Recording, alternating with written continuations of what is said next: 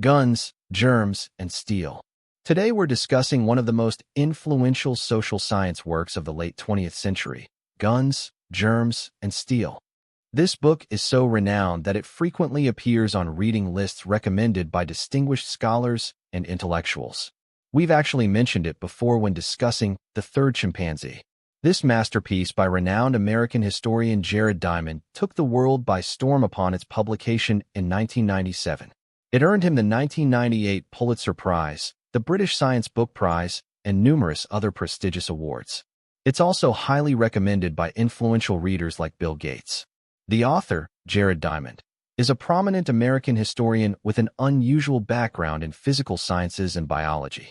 His transition to historical research brought a unique perspective to the field.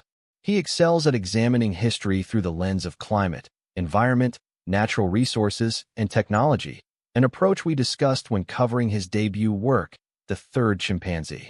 While that book marked the beginning of Diamond's historical analysis, Guns, Germs, and Steel represents his magnum opus.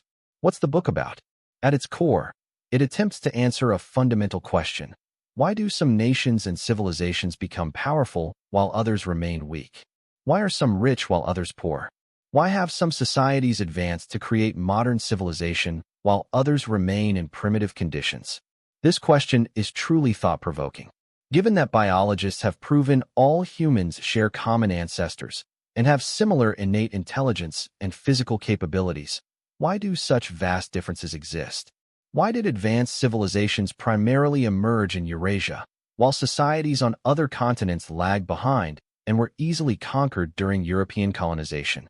Diamond opens the book with a personal experience that sparked his research. While studying birds in New Guinea, a local politician asked him, "Why do white people produce so many goods, while black people don't?" He was stumped by this question.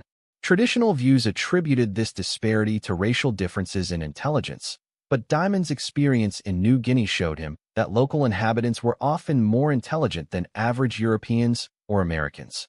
So how could one explain the underdevelopment of these societies? As Diamond delved deeper into this question, he uncovered a startling reality. Eurasian societies had consistently dominated other continents in technological and cultural development, with this advantage growing over time. Even the weakest Eurasian groups proved formidable when venturing to other regions. 500 years ago, this Eurasian advantage became even more apparent when just over 100 Spanish soldiers could defeat the strongest indigenous armies in the Americas. This wasn't an isolated incident, but a recurring pattern that demanded explanation. Diamond's answer, coming from a natural scientist, shocked the world. He argued that only Eurasia possessed the complete set of natural resources necessary for developing advanced civilization.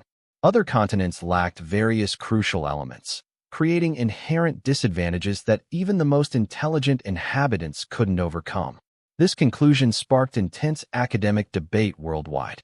The book boldly states that racial equality is more an ideal than reality, with geographical advantages creating inherent inequalities from ancient times.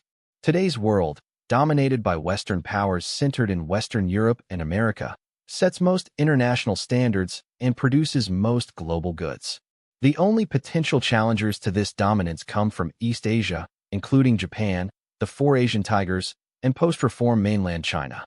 All these powerful forces, both current leaders and potential challengers, are located in Eurasia or, in America's case, descended from Eurasian civilization. Canada, Australia, and other nations descended from European settlers followed a similar historical pattern. The cultural, technological, and economic standards of Eurasia consistently led the world, and societies from other continents were no match, suffering defeat in almost every encounter. Given that biologists have long proven that all humans share common ancestors, and there are no significant intelligence differences between races, why did Eurasian inhabitants maintain such dominance? The author illustrates this with a detailed example: the Spanish conquest of the Inca Empire. The Inca Empire, located in today's Andean region of South America, including Peru, Ecuador, and northern Chile, was South America's most powerful empire during the 14th and 15th centuries. On November 16, 1532, Spanish explorer Francisco Pizarro, leading 168 soldiers, arrived at the Peruvian town of Cajamarca, where he encountered the Inca Emperor Atahualpa and his army of 80,000 men. Within half an hour of their meeting, Pizarro had destroyed the Inca army and captured Atahualpa himself. Soon after, Pizarro's brothers similarly captured the Inca military commander and defeated his elite forces. Pizarro demanded the largest ransom in history from Atahualpa, which the Inca emperor fulfilled. However, after receiving the ransom, Pizarro betrayed his word and executed Atahualpa, installing his brother Manco as a puppet emperor. Later, Manco led an Inca rebellion against the Spanish, defeating Spanish forces several times and even gaining some Spanish deserters as allies. However, when Manco attempted to capture the Spanish's last stronghold in Lima, today's capital of Peru, his forces were completely defeated by the Spanish breakthrough, forcing him to retreat with his remaining troops. Manco himself was later assassinated by Spanish deserters. Thus, the Inca Empire, with its population of tens of millions, was conquered within just a few years by a small number of Spanish invaders. Why did the Inca Empire fall? Atahualpa's defeat might be attributed to his inexperience with the Spanish and his complacency, while Pizarro's group had accumulated extensive experience dealing with indigenous peoples in the Americas and had set their trap from the beginning. Although Manco had extensive experience dealing with the Spanish, repeatedly deceiving them, achieving some victories, and even employing Spanish deserters as military advisors, why couldn't the Incas' massive military advantage, the natural defenses of the Andes Mountains, and the final emperor's courage, wisdom, and experience save the empire? Militarily, Spanish soldiers were equipped with steel armor, swords, and matchlock guns, capable of killing dozens of Incas within minutes. Inca soldiers, equipped with stone axes, wooden clubs, and bows and arrows, couldn't penetrate Spanish armor, allowing Spanish soldiers to slaughter them with impunity. The Incas' few victories against the Spanish were primarily achieved by dropping large rocks on them in narrow mountain passes. The Incas and other Native Americans were particularly terrified of Spanish horses. On the open battlefield, facing Spanish heavy cavalry charges, they were often at a loss. In actual combat, a collective charge of 20 Spanish cavalry could defeat 10,000 Inca soldiers within minutes. Despite Spain's enormous technological advantage, if the Incas had enough time and space, they could have potentially turned the tide by learning these military technologies. As the saying goes, if you lack weapons, take them from your enemy. However, smallpox spread wherever the Spanish went. Even before meeting Pizarro, Atahualpa's father and brother had died from smallpox, leading to his hasty succession during the Civil War, leaving him no time to seriously consider how to deal with the Spanish. Within a century after Columbus's landing, 95% of the Native American population died from European diseases like smallpox, typhoid, and influenza. Some North American tribes managed to acquire horses and firearms, as portrayed in Leonardo DiCaprio's Oscar-winning film, The Revenant, mounting much fiercer resistance than the Incas. However, their population constantly declined due to European diseases, ultimately forcing them to submit to European invaders. Today, Latin America's black population far exceeds the indigenous population, as most native people perished, forcing European colonizers to import African slaves as laborers. These Africans had much stronger immunity to European diseases like smallpox. In the 19th century, Chinese and Japanese laborers were also brought to Latin America in large numbers, and they too didn't suffer mass casualties like the indigenous people. Additionally, when the Spanish and Portuguese reached East Asia, they didn't trigger epidemics of the same magnitude as in the Americas. To summarize our first point, why are some nations and societies stronger than others? The author's answer lies in his book title, Guns, Germs, and Steel. Europeans conquered the Americas primarily using these advantages. This leads to our second question. Why did these advantages emerge in Eurasian societies? Taking germs as an example, why did East Asians have considerable resistance to European diseases while Native Americans were devastated? The book explains that these diseases were closely linked to animal domestication. Measles, tuberculosis, and smallpox came from cattle, influenza from pigs and ducks, and whooping cough from pigs and dogs. In essence, the more types and larger scale of livestock a society domesticated, the more likely they were to encounter epidemics. However, over time, They also developed corresponding antibodies. Dogs, sheep, pigs, cattle, horses, camels, chickens, and ducks were all first domesticated in Eurasia. Africans first domesticated donkeys, cats, and guinea fowl, while Americans domesticated llamas, turkeys, and guinea pigs. As a result, Eurasian populations developed the most antibodies and strongest immunity, followed by Africans, while Americans had the least antibodies and weakest immunity. Let's imagine if Native Americans had known how to raise cattle from their ancestors. They would likely have developed immunity to smallpox like the people of Eurasia and might have successfully repelled Spanish invaders. Unfortunately, this wasn't the case. The Native Americans' lack of livestock also led to disadvantages in transportation and military capabilities. No American civilization had wheeled vehicles, which kept their economic production relatively low. Archaeological findings show that some ancient Mexican Indians knew how to make wheels. Why didn't they make carts? Because they lacked animals strong enough to pull them. Their llamas could only provide wool and meat.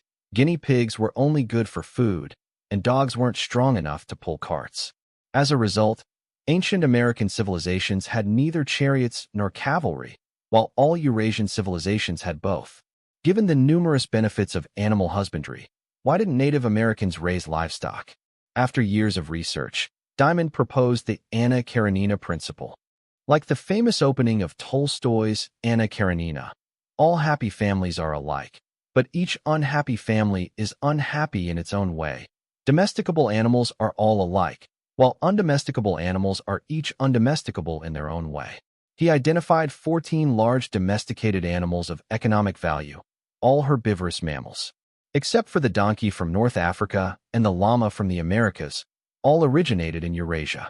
These 14 animals met several strict requirements. 1. Grass-eating, low feeding cost. 2. Large body size for meat production. 3. Social hierarchy for easier management. 4. Gentle temperament, not easily startled or dangerous. 5. Ability to breed in captivity. 6. Fast growth rate for profitable farming. This shows that truly domesticable animals are rare. The last large mammal to be domesticated was the Arabian camel, around 2500 BCE. In the 4,500 years since then, humans haven't successfully domesticated any new wild animals. It seems Earth only had so many domesticable animals, and our ancestors had already tried them all. When Native Americans' ancestors crossed from Northeast Asia to America over 10,000 years ago, Eurasia was still in the Ice Age, before agriculture and animal husbandry emerged. Dogs were the only domesticated animals then. While America had wild horses, bison, and sheep, the American horse was extinct, and American bison and sheep weren't suitable for domestication. Over 10,000 years, Native Americans only managed to domesticate llamas, turkeys, and guinea pigs, besides the dogs they brought from Asia. Domestication isn't just about animals. It includes plants too, turning wild plants into controllable crops. Native Americans actually excelled at this, domesticating many crops like corn, potatoes, sweet potatoes, chili peppers, and sunflowers. However, Eurasia still had advantages in agriculture, with more grass species that yielded well even wild, supporting various domesticable herbivores, and most crops being self-pollinating, making large-scale farming easier. In conclusion, only Eurasia had the right combination of wild flora and fauna suitable for developing comprehensive agricultural civilization. Other continents lacked these conditions, which determined their slower social development or stagnation. This explains why germs helped Europeans conquer America. Eurasians had stronger immunity from their extensive experience with domesticated animals and plants, thanks to Eurasia's natural resources. While this advantage was determined by natural conditions, the other two elements, guns and steel, were technological achievements. Technological advancement depends more on acquired research and development. Why did Eurasian civilizations lead other continents in technological innovation? There are two main origins of existing writing systems and technological centers, the Eastern Mediterranean and East Asia. Other regions either made minor contributions or improved upon the innovations from these two sources. Looking at a map, the Eastern Mediterranean and East Asia are located at opposite ends of the Eurasian continent, sharing similar latitudes and temperate to subtropical climates. These regions offered favorable conditions for human settlement, maintained large populations, and had convenient transportation networks, fostering innovation and facilitating exchange between different social groups. Through extensive statistical studies of primitive tribes, Diamond pointed out that isolated groups of just a few hundred people cannot survive indefinitely. Even a group of 4,000 people would quickly lose most of their technological and cultural achievements, reverting to the Stone Age. The larger the population and the greater the social mobility and interaction between societies, the higher the possibility of technological progress. Historically, there was constant exchange between these two creative centers through routes like the Silk Road and spice routes, driving technological, economic, and cultural development across Eurasia. For example, early Chinese gunpowder weapons were improved by Arabs, introduced to Europe, further refined through European wars, and eventually returned to China as the Frankish cannon from the Portuguese, a process that took only 500 years. This was possible due to Eurasia's shape, wide from east to west but narrow from north to south, with similar climates facilitating human exchange. In contrast, Africa and the Americas are long from north to south but narrow from east to west, with greater climate variations that limited human interaction. Consequently, agriculture, pastoralism, and industry first emerged and developed fastest in Eurasia, leading to Eurasian societies eventually dominating other continents. Diamond argues that Eurasia's technological advantage resulted from continuous exchange, facilitated by its favorable geography and climate. He specifically mentions China as a beneficiary of these geographical advantages, allowing quick adoption of advanced civilizations and products. However, this geographical connectivity also had a downside. A single autocratic ruler's decision could halt innovation and reform, which happened multiple times in Chinese history. Finally, the author notes that traditional history is often not considered a science, ranking low even among social sciences due to its proximity to literature and philosophy, lack of reliable statistical data, and theories that often amount to political propaganda rather than falsifiable scientific principles. Sayings like, "History is just one damned fact after another," "History is more or less bunk," and "History is as chaotic as a kaleidoscope," have merit. However, future historical studies must change, and integration with natural sciences is essential. Diamond's unique approach of incorporating natural factors into historical research might provide valuable new perspectives for understanding history more accurately.